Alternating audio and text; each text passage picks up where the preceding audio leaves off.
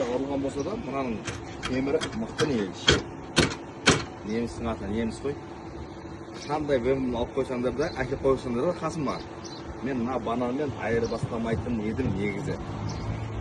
Любой мен өзім осы бананның осы мерстің негізі, өзім қанатымды айтқанда, мынау банан CLS 450, білесіздер, қазір новыйың бәрі 450 болып шығады CLS банандарынікі.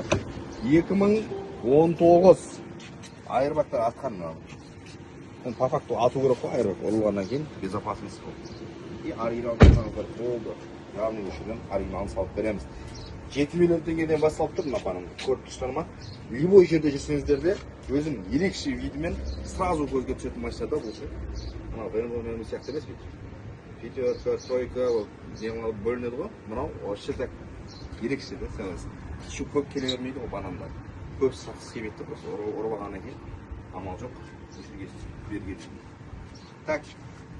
Былай айтқанда 7 миллион теңгеден басталып тұр ағай. Арзанға толға болады. 8, ары барса 9 миллионға дейін. Повышениесі көріп тұрсыздар. Арзымаған ғана повышение, алдыңға парасымен бір крилосын қоясыздар. Құдай қаласа и айырбақтарын саламыз осында и Қазақстанға жібереміз, иә. Персике береміз ғой. Өзің не айтасың? Әдемі ұнады маған да целесі бананың.